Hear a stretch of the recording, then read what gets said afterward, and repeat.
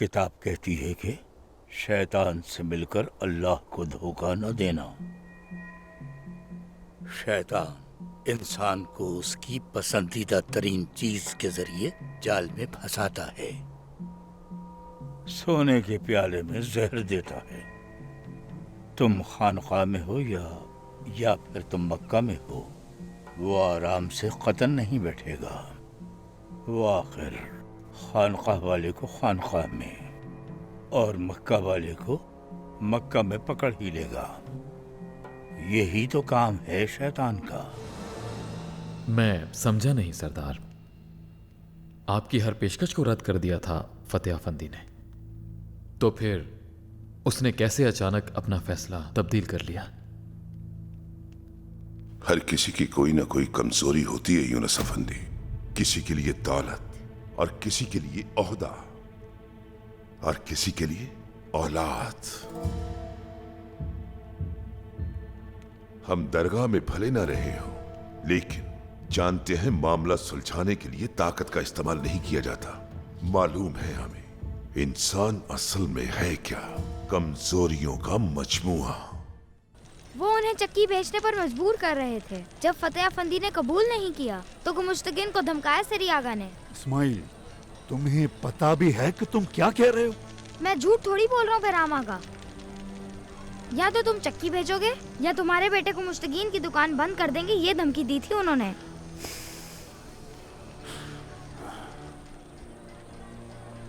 दिल तो चाहता है उसके ऊपर तीर चला दूं ताकि दुनिया से एक जालिम तो कम हो जाए।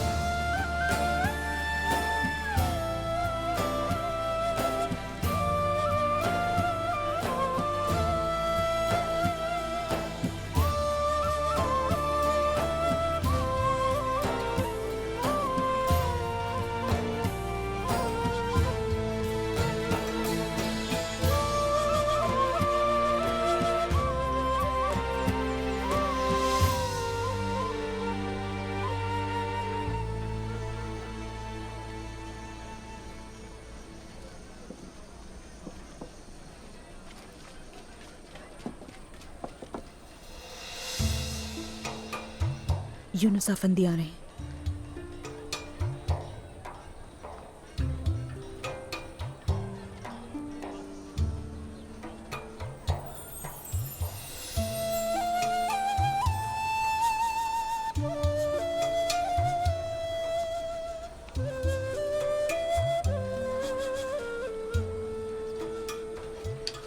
कहीं काम से जा रहे होंगे।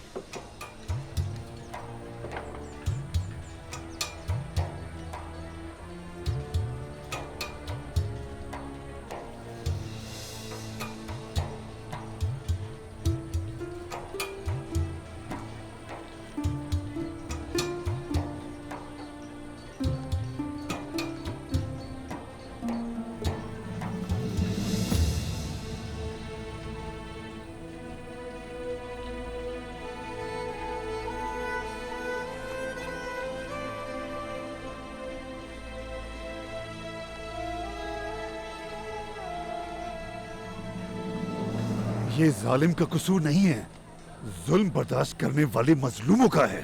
सही कह रहे हैं। जब तक जुल्म बर्दाश्त करते रहेंगे, जुल्म होता रहेगा हमारे साथ। अस्सलामु अलैकुम। वालेकुम अस्सलाम। खैरियत तो है? गुमुश्तगीन को धमकी दी है सरी आगा ने, दुकान बंद करने को कहा है। तो फिर आखिर मरकज में किसी ने खबर क्यों नहीं पहुंचाई? मसला क्या है उनका? मसला तो वाज़ेह है। उनको विरसे में मिलने वाली चक्की तो देखी ही ना आपने, वो जो दिलेजी नदी के किनारे है जनाब। हाँ, हवेली तामीर करने के लिए वो जगह बेचने पर मजबूर कर रहा है जानदार ओगलू। मैं समझ गया मसला क्या है। चलो गुमुश्तगिन अफंदी की भी सुन लेते हैं। अयूब गया है उसे बुलाने। लीजिए, वो आ रहा है। अस्सलाम वालेकुम। वालेकुम अस्सलाम। अस्सलाम। नहीं है वहाँ, माल लेने के लिए अंकारा चला गया है। माल लेने? वो यकीनन यहाँ से डर कर चला गया है। बहराम आगा, हमें इस बारे में आखिर मरकज में बात करनी चाहिए। यहाँ ये बातें करना मुनासिब नहीं। इस्माइल से कहो खबर कर दो तमाम अखी हुनरमंदों को।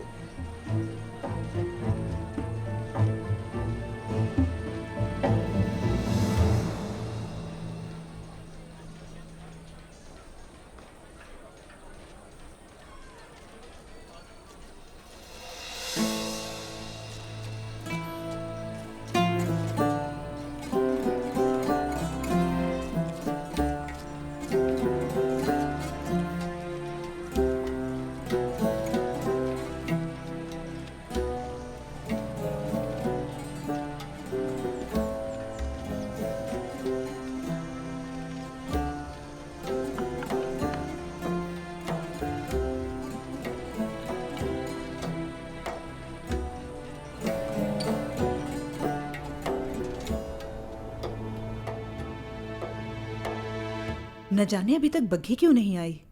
कहीं उसके साथ कोई हादसा तो नहीं हो गया। इतनी जल्दी क्या है? आज यहीं रुक जाओ, सुबह होते ही चली जाना। मैं नहीं रुक सकती, किसी को बताया थोड़ी है हवेली में। बार बार याद दहानी करवाई थी उसको कि रात होने से पहले हर सूरत हवेली लौटना है। परेशान ना हो तो अम्मा को बताती हूँ जाकर, या फिर किसी के जरिए हवेली खबर किसी को भेज रही है तो मैं खुद ना चली जाऊं। ये भी ठीक है।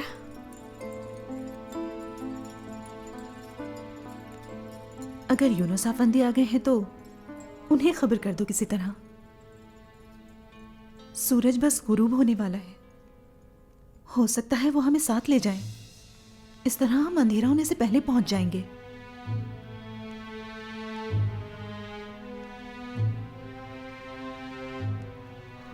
कहती हूँ उन्हें, ठीक है।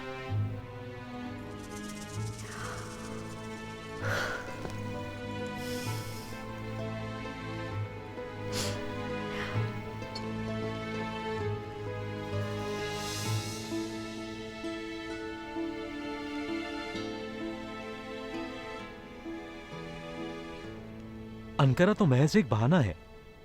वो खौफ के मारे कहीं छुपा हुआ है। मुझे नहीं लगता कि शेख को खबर कर दी गई होगी। मुझे नहीं लगता। उसे भागने से पहले शेख मोहतरम को बता देना चाहिए था। हमें कासिम अफंदी को खबर नहीं करनी चाहिए। आफियत हो पीर भाइयों।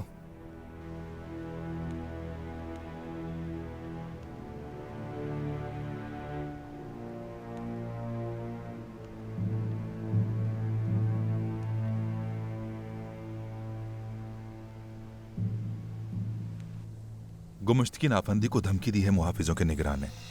बस उसी के बारे में बात कर रहे थे कासिम आगा। कहां से सुना ये आपने पीर भाई? सच्ची खबर है ये। सारा बाजार इंतशार की हालत में है। ऐसा क्यों अयूब अफंदी, क्या सबब है? कुछ मालूम है क्या आपको? अस्सलाम वालेकुम। वालेकुम सलाम। इस्माइल आ गया, इसे सब पता है। क्या ये दुरुस्त है इस्माइल अफंदी? पहले बताएं बात क्या है? मैं यूनुस आगा को बुलाने आया था। खैर होगी इंशाल्लाह। पहले कुछ बैठ कर खा लो, फिर चले जाना। बासिम सुल्तान ने फौरन बुलाया है यूनुस आगा को, मुझे बस इतना पता है।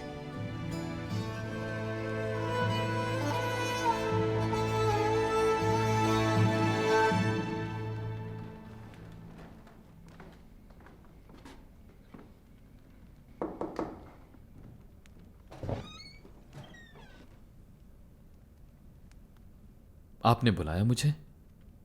जाहिदा खातून आई हुई हैं, उन्हें हवेली जाना है। कोचवान आ गया क्या? इतना वक्त हो गया है। आपकी इजाजत से नहीं गया? मैंने इजाजत दी थी।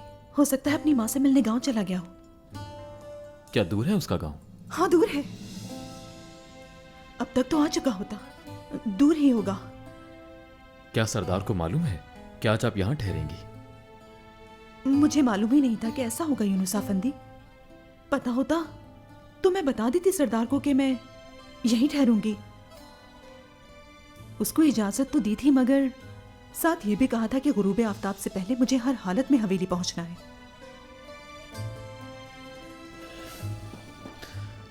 मैं तांगा तैयार करवाता हूं।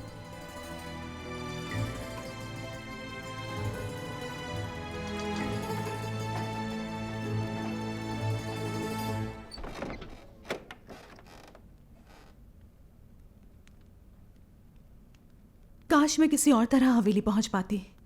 देखो जरा कैसी जहमत में डाल दिया है मैंने यूनुस अफंदी को।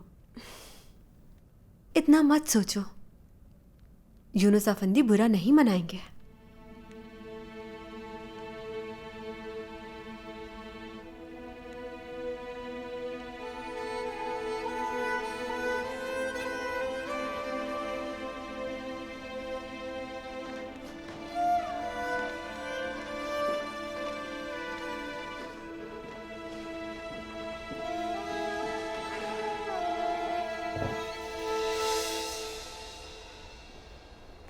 नमाज का वक्त हो गया है पीर भाइयों।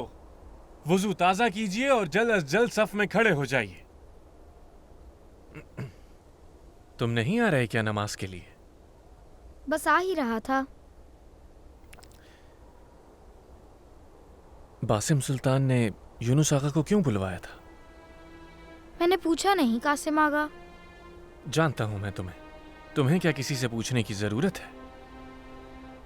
सही से नहीं पता, लेकिन मुझे कुछ अंदाजा तो है बात का। बताइए।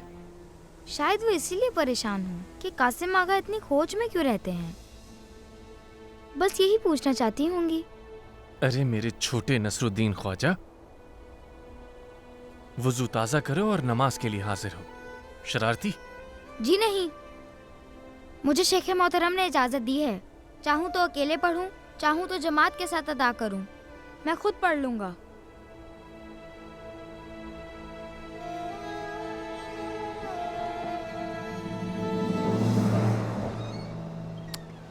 आ जाओ बच्चे, आ जाओ। वैसे रात के इस पहर तुम्हारा जाना मुझे अच्छा नहीं लग रहा। दरगाह से किसी को भेज देते हैं ये खबर लेकर। अब कोई यहाँ से खबर लेकर जाए, इससे तो बेहतर है कि मैं ही चली जाऊं यूनुस अफंदी के साथ। बासिम की तरह हम अकेले तो है नहीं कि जहां दिल चाहे रुक जाएं। जवाब देना पड़ता है हमें। मैं अकेली हूं, अब ये ताना देना बंद भी कर दो। चलो बच्चे चलो, तुम्हें देर हो रही है।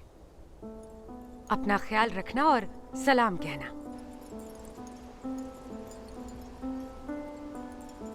अंदर जाएं, हवा देखिए कितनी तेज चल रही है।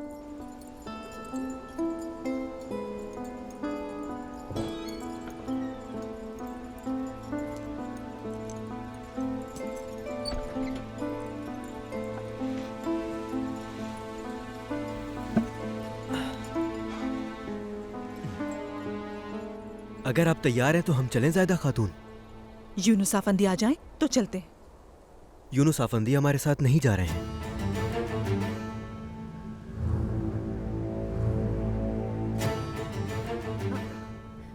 उन्होंने तो कहा था कि तांगा तैयार करवा रहे हैं। उन्होंने ही कहा है कि हम आपको हवेली ले जाएं।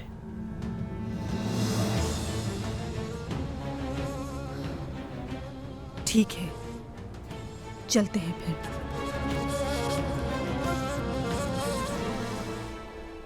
अस्सलामु अलैकुम व रहमतुल्लाह। अल्लाहुम्मा अंत सलाम व मिनका सलाम तबारकत या ज़ल जलाली वल इकराम।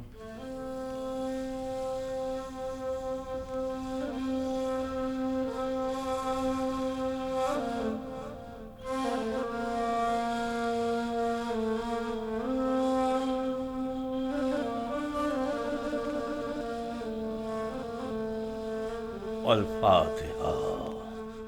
अल्लाहुम्मा सल्लि अला सय्यिदिना मुहम्मद।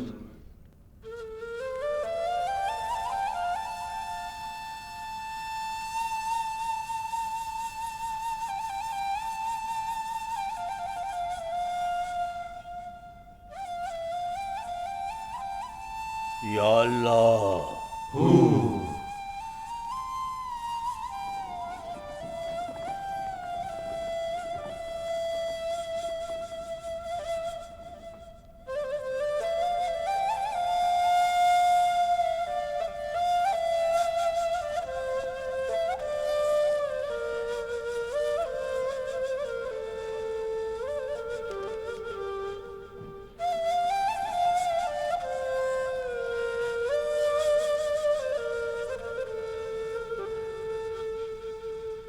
इस्माइल आफंदी नजर नहीं आ रहे? सो गया है शेख मोहतरम।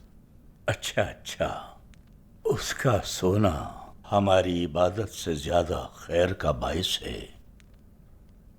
अगर वो तौबा करते हों, नमाज पढ़ते हों, ज़कात अदा करते हों तो वो खैर के साथ हमारे दीनी भाई हैं। हम अपनी आयात इल्म वालों के लिए तफसील से बयान करते हैं। फरमान है कुरान करीम में, इल्म वालों के लिए, अरबों, फारसियों, तुर्कों, यूनानियों, आर्मीनिया वालों के लिए नहीं, बल्कि इल्म वालों के लिए। तो फिर ये जानना लाजिम है कि हक क्या है और खल्क क्या है। अगर मेरा कमजोर हाफजा मुझे धोखा नहीं दे रहा तो कुरान करीम की कई आयात में ज़कात की अदायगी का हुक्म दिया है अल्लाह ताला ने। इसलिए इसे हर हाल में जानना लाजिम है। क्या है भला ये ज़कात जिसे किताब में इस दर्जा अहमियत दी गई है? मिल्कियत में सोना इस कदर और चांदी इतनी मिकदार में, हैवान इतनी मालियत के, और ये हिसाब किताब की किस्म है जो सभी पर वाज़ेह है। ये पहलू अमन व अमान, इत्तेहाद व इत्तेफाक के नुक्ते नज़र से मुआशरे के लिए ज़रूरी है। और तलब बात तो ये है कि अगर ज़कात की अदायगी इदारे की शक्ल में ढल जाए तो मुआशरे के फुकरा की गुर्बत मिटाई जा सकती है। दस्तूर यह है कि ऐसे दो के लेने वाले के हाथ को पता न चले, कोई भूखा न रहे तो इस दुनिया जहां में बेहतरी आ जाए। भूखा समझता है कि दुनिया में उसके लिए रोटी नहीं है, लिहाजा एक दूसरे की बेहतरी और उसके हाल के बारे में जानने का वसीला ज़कात है। ये इस इबादत का सामाजिक पहलू है। खल्क को फायदा पहुंचाना ज़ाहिरी पहलू है ज़कात का। इसके अलावा एक ज़ाती पहलू भी तो वाबस्ता है ज़कात से। हर शय की ज़कात देने का हुक्म दिया है हमारे पैगंबर ने।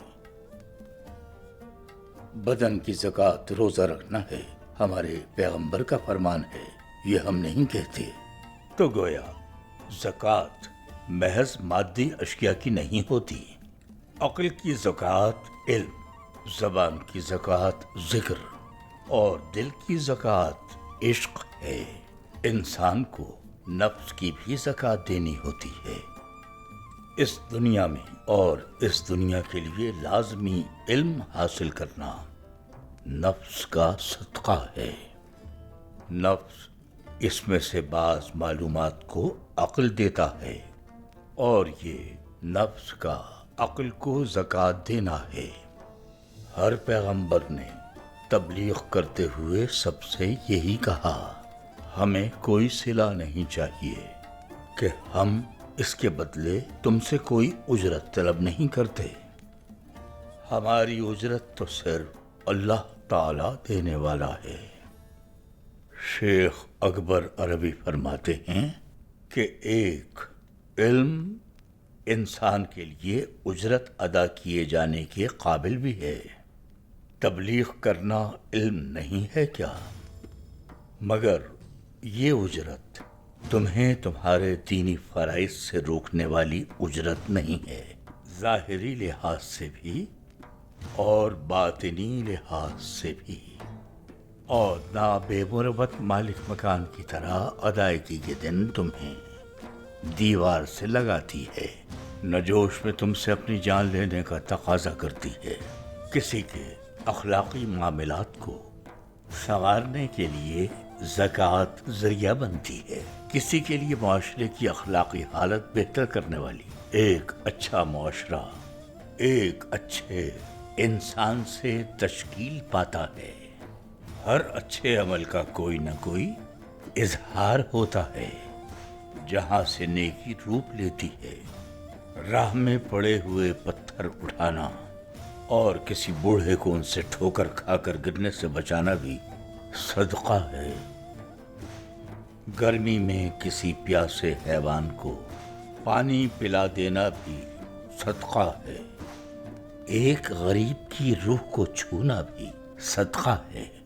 अल्हासिले कलाम, हर अच्छा काम सदका है।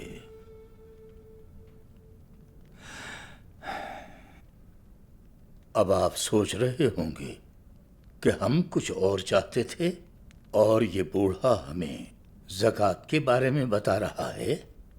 अवाम बगावत पर आमादा हैं, मुसलसल जुल्म से तंग आकर। शेख आफंदी हमें सदक़े का दर्स दे रहे हैं, मगर ये एक बुनियादी मामला है। ज़कात और सदक़ा न रहे तो मुआशरे में अमन नहीं रहता। जब पेट भरों को भूखों का हाल भूल जाए तो ममलिकत में ना अमन रहता है ना इत्तेहाद। तो ऐसे वक्त में लीजिए नहीं दीजिए, कम हो तो कम, ज्यादा हो तो ज्यादा दीजिए। रिस्क देने वाला वो है, नादान न बनो, लोगों के एहसानमंद न हो। बनाने वाले ने हर जान के साथ उसका रिस्क भी बनाया है, मगर हिर्स करते हुए सब कुछ अपने लिए जमा ना करो। ये तुम्हारा नहीं है। बच जाने वाली चीज भला तुम्हारी कैसे हुई, और जो चीज तुम्हारी नहीं उसे जमा करने का फायदा। गाफिल मत हो, जब देने का मौका हो दे डालो।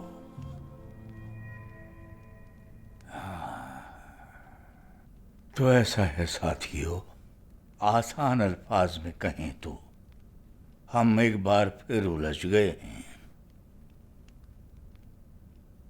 यूनुस आफंदी, तुम ही बताओ हमें कि हम क्या कहते थे। मैं आपको याद दिलाऊं शेख मोहतरम?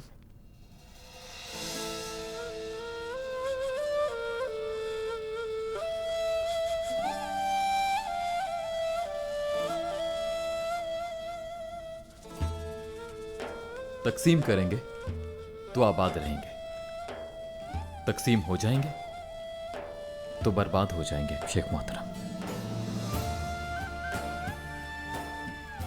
तुमने सादा अल्फाज में क्या खूब बात कही यूनुस। सादा अल्फाज में ज़कात का भी बिल्कुल यही मामला है। तकसीम करेंगे तो आबाद रहेंगे, तकसीम हो जाएंगे तो बर्बाद हो जाएंगे।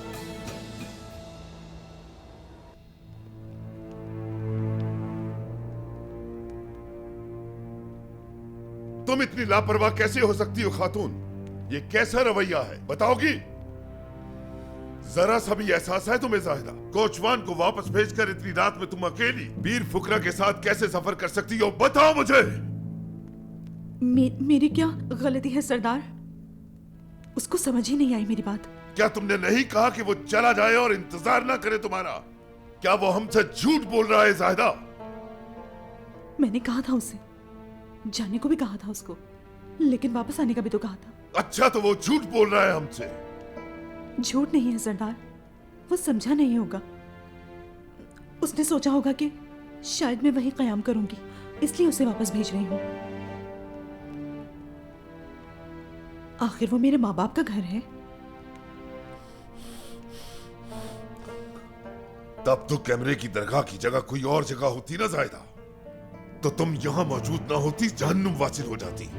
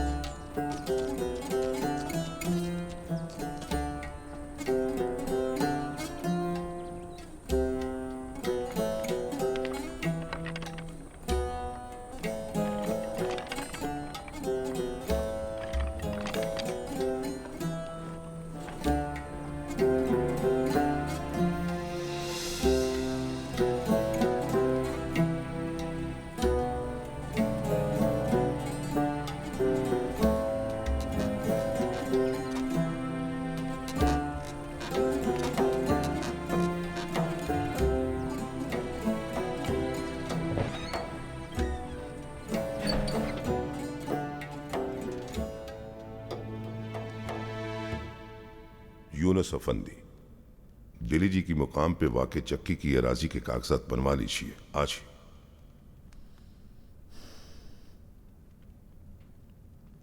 ताकत और कुव्वत खिंची हुई कमान की मानंद है सरदार।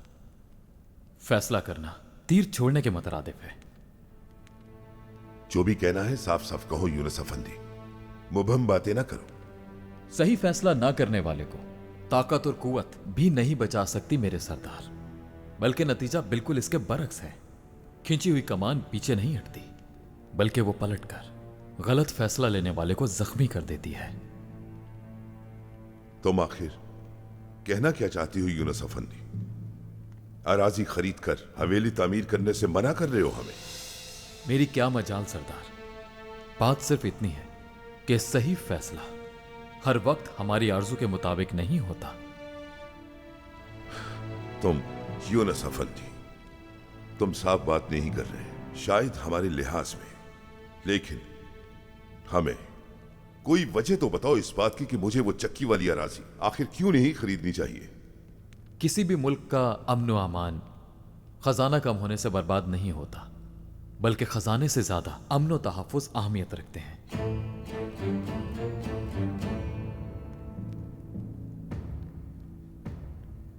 क्या तुम्हें यह लग रहा है कि लोग हंगामा करेंगे? महज एक अफवाह भी अखी बिरादरी को भड़का सकती है मेरे सरदार।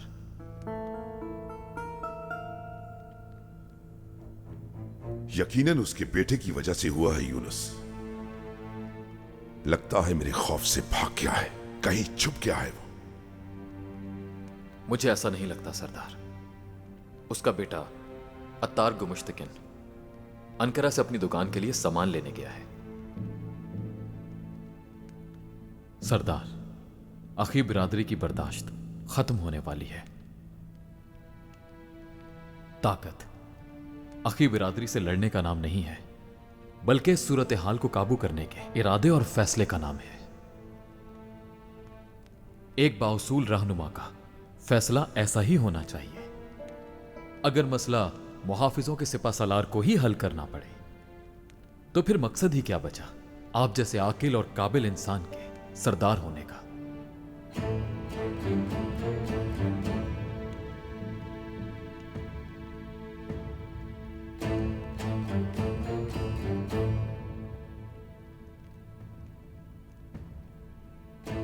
मुहाफिजों,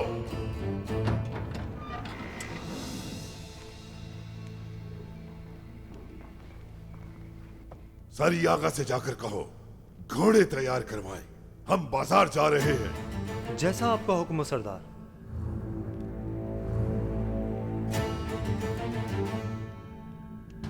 सामना करूंगा मैं डर कर भागने वालों में से नहीं हुई यूनुस अफंदी।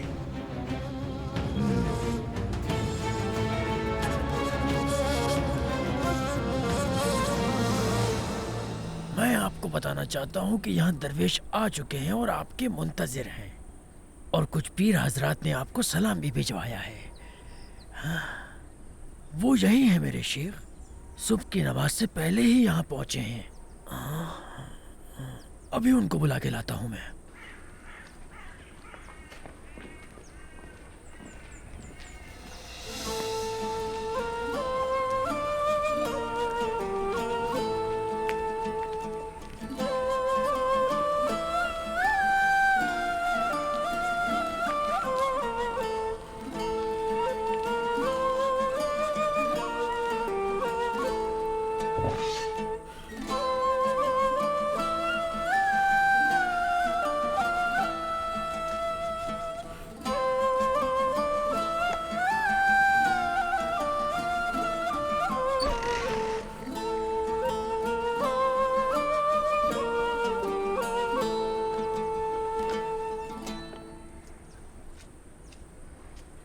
क्या कोई पैसे दिए बगैर भी ले गया गधे मियां?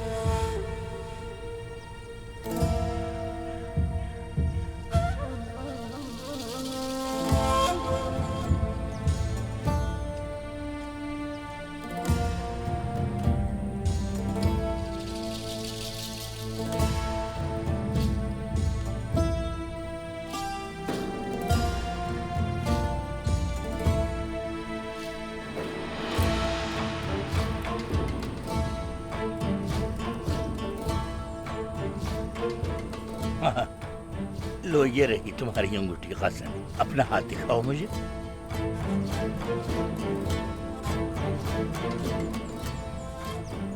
तुम अब इसे कभी मत उतारना कासिम।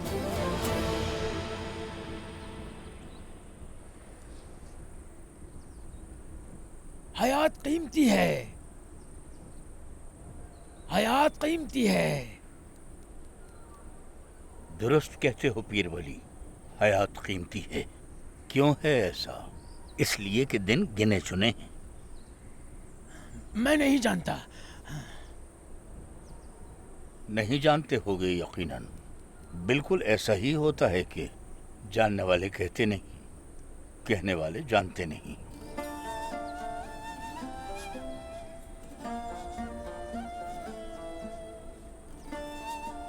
गिनी चुनी चीज कीमती ही होती है ना आदम आफंदी?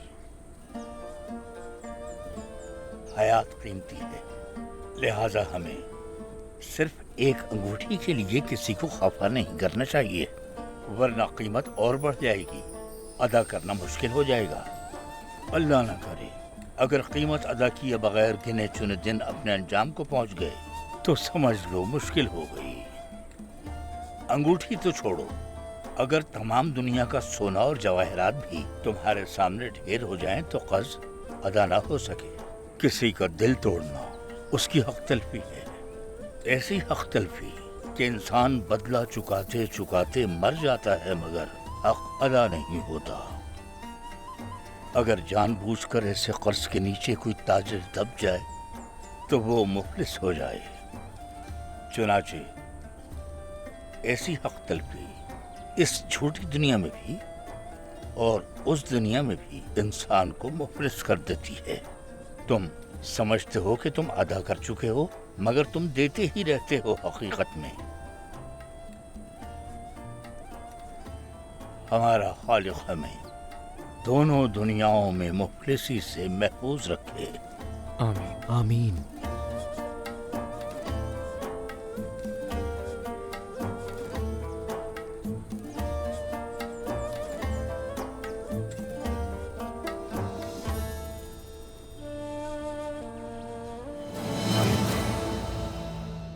ये सफर उसूल के बगैर नहीं किया जा सकता।